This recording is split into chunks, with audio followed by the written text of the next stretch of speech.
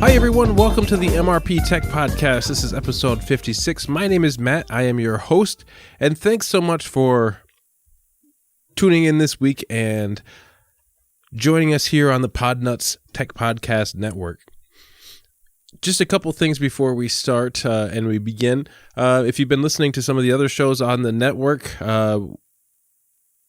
what we're doing, we're asking now, we've sort of lost our Amazon affiliate, and we're asking everyone out there, if you'd like to help the Door-to-Door Geek continue providing all of these great shows on the network, to go to podnuts.com and offer a $1 a month donation to the Podnuts Network, or even just a one-time donation if you choose to do that. We've got a great show to talk to you about today, and a lot of exciting things have happened in the last week. This episode is released a little later than I normally release episodes. I've been really busy at work, and I'm going to get into that in just a minute and tell you all about what exactly has been going on this week, or for the last few months, I should say. The idea of this episode is to discuss with all of you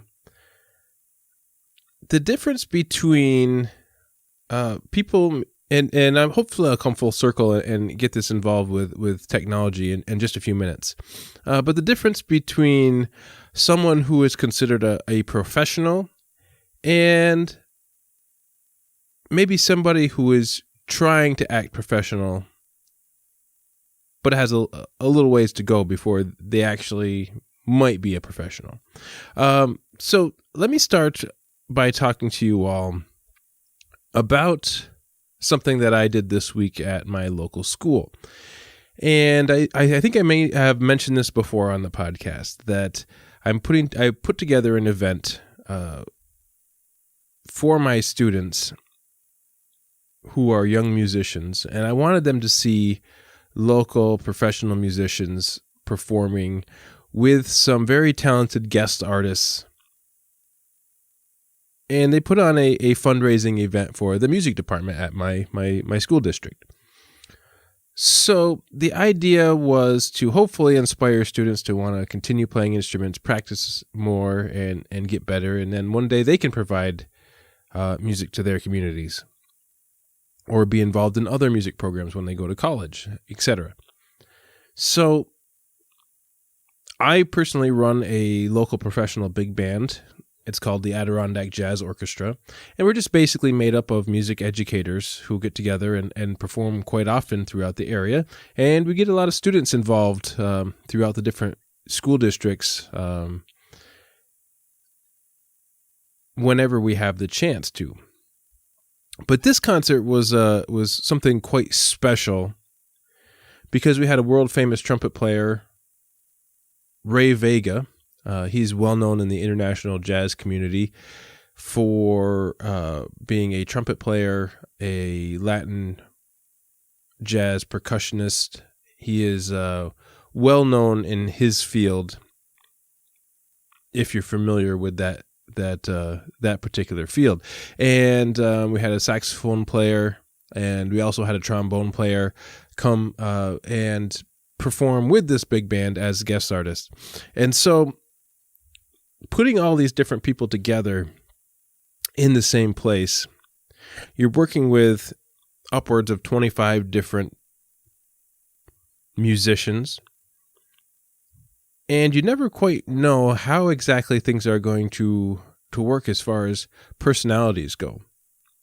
Now, I feel privileged, and I feel sort of blessed to not have to deal with a lot of the things that other band leaders may have to deal with as far as personalities. Everyone in my group, true professionals, and very rarely do I have to stress out about anything. It's basically I just provide the music, and the band shows up and they play, and then at the end of the night they get paid and they go home. And I don't have to deal with personalities a lot. But especially when you have students involved, what's going to happen? How are they going to treat the students? And this Wednesday we had our concert. It was a success, big turnout. Everybody seemed to enjoy the show. It was tons of fun for the musicians to play. It was sort of a reunion for many of the musicians who sort of knew each other, including the guest artists. And it was absolutely incredible experience for my students. They're still talking about it days later. There was so many moments that they just enjoyed. But one of the highlights for me was seeing the guest artists work with my students and just being friendly and open and wanting to talk about their trade with my students and helping my students learn, or helping my students answering questions, or just getting them to kind of relax and open up a little bit. We had some students perform on stage with all of us, and during intermission, the students were sort of practicing, getting ready for their big moment on stage, and seeing all of the band members excited for the jazz ensemble students to come up and perform with us, and making them feel welcome, making them feel happy. And it sort of started making me think about, what is it that makes a true professional in any field? And I started thinking about the different levels of caliber that there are. And, you could have somebody who sort of is self-taught, moving out of high school, who is very talented, but certainly hasn't learned the ropes of what it's like in the real world. And then you may have other people who have been part of their trade for a long time, who haven't, maybe learned anything new, and they're sort of set in their ways and how things should be done. And then above that, you have the people that are out there. They know what they're doing. They know what they're talking about, very experienced, and want to help other people get to that same point where they want to help and really sort of mentor the next round of up and coming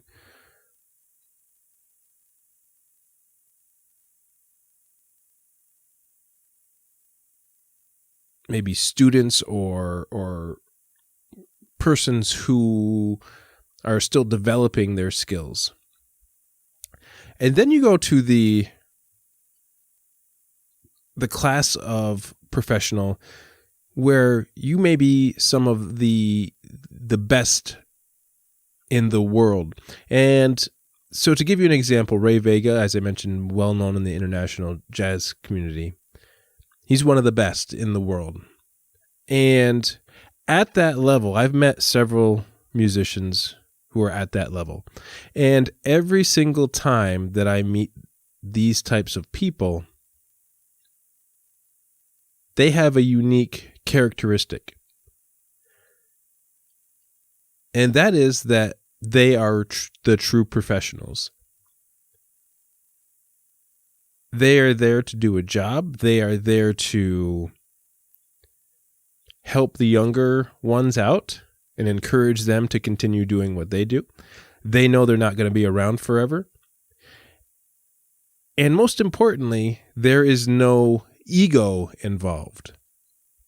There's no arrogance about what they can do. They know their stuff. They're confident about what they do, but there's no arrogance. There's no ego. And it made me start thinking more about this.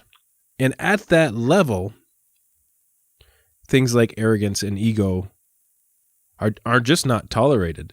And if you go to see any world-class musician, in most cases, you're not going to find that ego. Now, there are exceptions to everything, yes.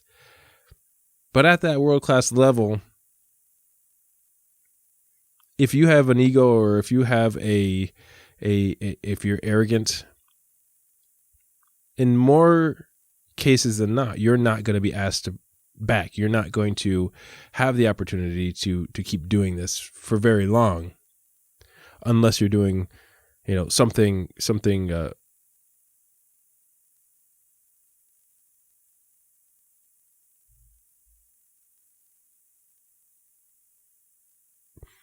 a little different than someone else out there might be doing.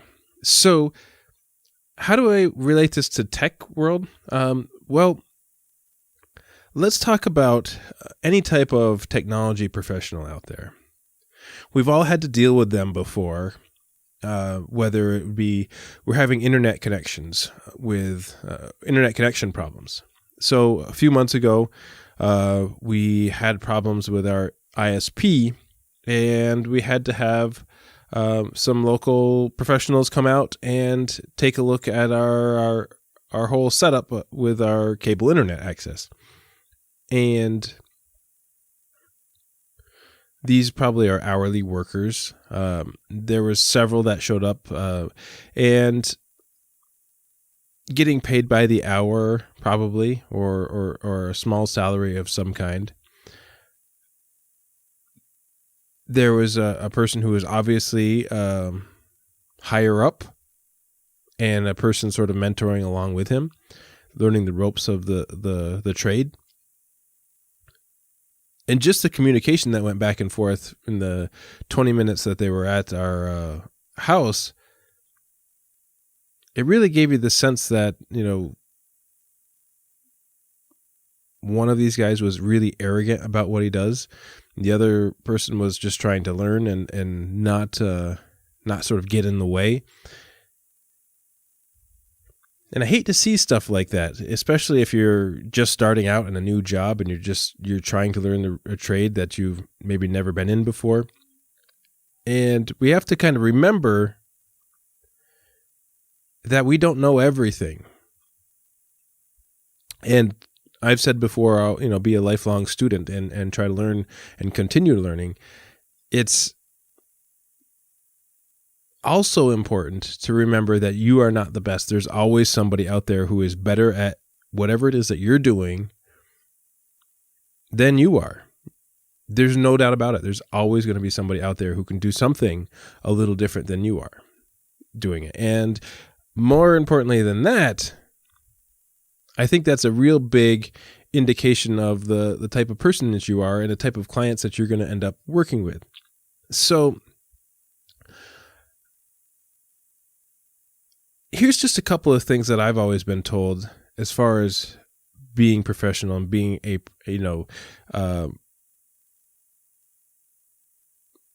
reliable source for whatever it is that you're trying to accomplish.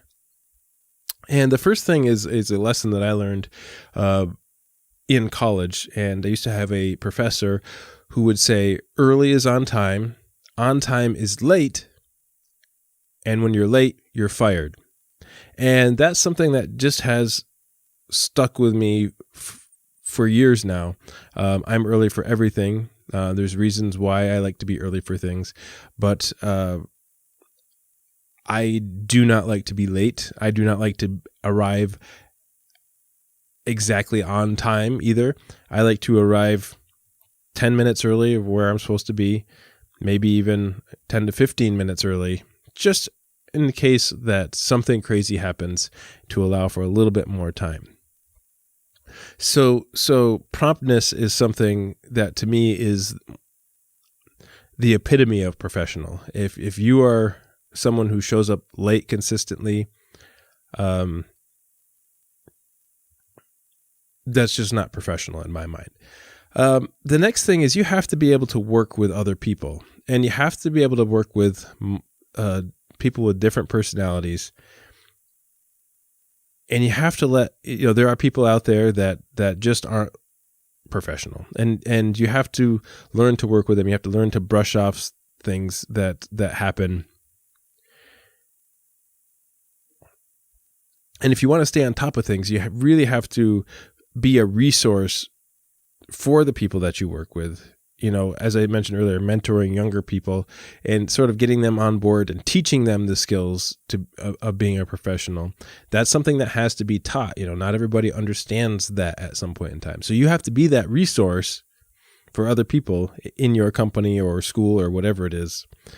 And you have to avoid all that other stuff. People get worked up and they get excited. They get angry about things and they want to come and rant. And you just want to avoid any of those office politics or gossip. And, I'm pretty well known for any time that there's any type of gossip or politics of any kind, my eyes start to glaze over and I start thinking about all the other things that I should be doing at this moment rather than dealing with this stuff. And it's really hard to stay away from all that stuff. And if you can learn how to do that and stay away from the drama aspect of it, you're going to be much better off and you're going to build that professional reputation that you want. And part of being a professional is the way you dress. Even in examples like making house calls to work with people inside their house. Going back to this example of my ISP showing up to my house, where the guys are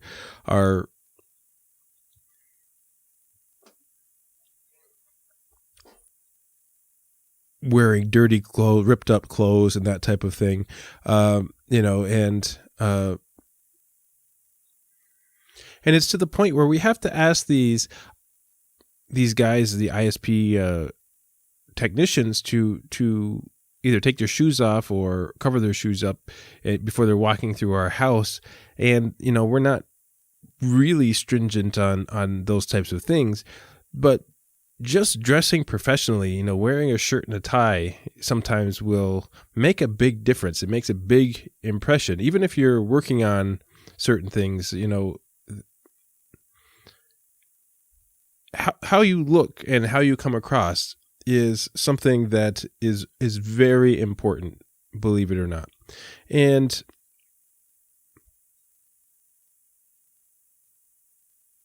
that's something that I relate to my students a lot when it comes time for concerts. I try to emulate that professional look. You want the students to dress up and wear nice clothes, and there's reasons for that. It's not just for the family pictures, is you're trying to teach these kids skills for becoming a professional in whatever it is that they go on to. And once you have that professional look, it's really about showing respect wherever that you go. And even if you're angry about something that happens, you have to learn to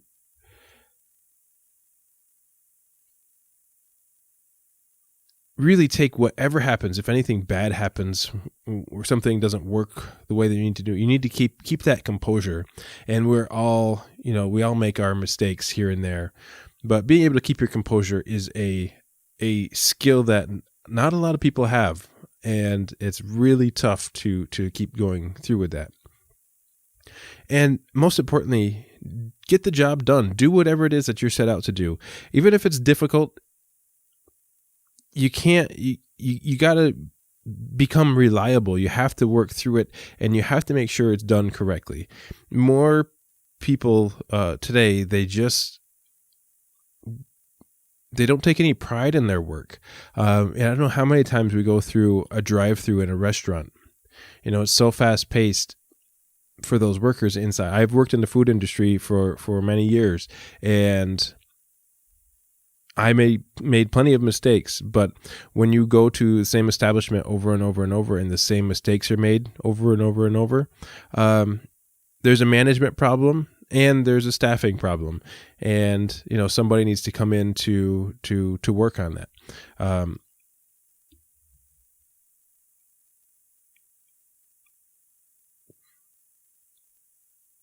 One of the most important skills I think out there is don't be afraid to ask somebody else for help. The thing I mentioned earlier about not everybody, there's always going to be somebody who is better than you, and you are not the best. And don't be afraid to ask questions to other people. And I don't think a day goes by where I don't ask someone a question about something. And if you really look and you act professional, okay, the old saying, fake it until you make it. I've lived that way for a long time, and it really is. So if you are trying to accomplish something, acting in that certain way, being an actor, and just learning how to act in that way, and eventually it will change and become natural and second nature to you. So just having that professional attitude is something that will lead you down a path that is going to be so beneficial to whatever it is that you're trying to do out there. The last thing that I want to talk about is the difference between confidence and arrogance. You can be confident in what you do without the arrogance. I've been to certain places, example in my life, going to a music school where it's highly competitive for just about everybody there. But in my mind, when I walk the hallways, the competition is with myself, and I want to be better than I was yesterday. And if I make a mistake, I don't want to make that same mistake again. How do I not make that same mistake? And just the idea of thinking that way rather than I want to be better than those people over there is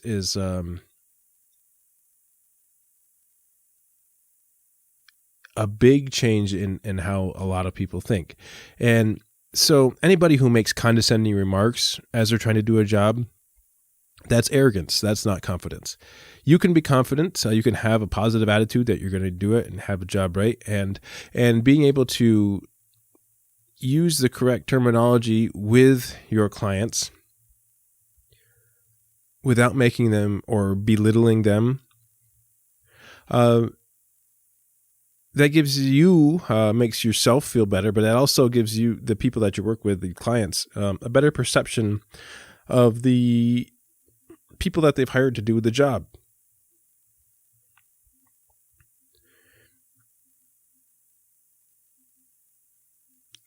And being able to communicate with other people, especially in the tech industry, that's a big thing. It's very hard to do, and a lot of people don't like to have those conversations with other people, especially if they might not agree with you, that type of thing. That's an arrogant thing when you're so confident in what you do that you stop communicating with other people because you think you do a better job than they do. The confident thing to do would be to stop what you're doing and show the people why what you're doing is the right way and explain in great detail why it should be done this way, and leave it up to management or somebody higher up than you to make the final decision. And if somebody else makes a decision that's not what yours it was, then you have to learn to accept those and do your job. And, you're not always going to get exactly what you want. So being confident, making the eye contact when you're talking with people, not just looking past them, thinking about what you're going to do in 5 minutes, and just really, it's okay to be confident. In fact, confidence is part of that act that I mentioned earlier. Teaching is really 90% acting in front of students. And there's a lot of jobs like that. You have to act a certain way. And acting confident will get you much farther than acting arrogant. So these are some tips. I'm sort of inspired by the true professionals that I've been working with here recently, and you don't have to be the best out there. You can fake it until you make it a little bit, but you learn from your failures. You learn to succeed over time. You don't need to hide that fact. If you make a mistake, own up to it and really, figure out, okay, how can I make this not happen again in the future? That's the way to think. You will fail, you will make mistakes, but owning those mistakes moving forward, I think, is something that's really the way people should be thinking, and not blaming mistakes on someone else or blaming certain things that happen on anyone else but yourself. I think all of those things that I just said make up what a true professional is. And I'm really inspired this week by all the professionals that I've worked with. And my students have gotten so much out of this week. I put this together for the last 3 months and been working daily on this. And I just wanted to talk a little bit about professionalism, and maybe it helps somebody out there who's kind of struggling day to day with whatever their job is. Maybe these little things can help you out and help you move forward and become whatever it is that you want. So I'm going to stop there on that topic, and I'm just going to finally sum up one last thing that's completely different than the topic we were just talking about. I'm sort of in an audiobook lull. I've got a lot of books in my wish list, and I've got a lot of books that I have currently tried to read recently. I tried to read a book on TED Talks, How to Be a Better Speaker, and a few other books that just weren't cutting it for me. And I've run into a series of bad narrators. And I'm wondering if anybody out there has any recommendations for good audiobooks of any subject out there. I'm currently, I decided I wanted to read something sort of funny and entertaining. So I started The Year Zero. It's supposed to be a really great audiobook. I don't have an idea yet what it's about. I'm only about 45 minutes in. But I'm sort of looking for a really good book with a really great narrator about any topic. So if you got any recommendations, send them my way. You can go to mrptechreviews.com, hit the contact form, and shoot me a message. I would be glad to get any recommendations. That's going to do it for this week. Thanks so much for joining me. And now that things are going to settle down a little bit, I can start getting back into some more tech topics. And I appreciate you with me week after week to just keep going here and keep bringing you whatever comes to mind every week with technology topics and technology related topics. So thanks for listening. We'll see you next time.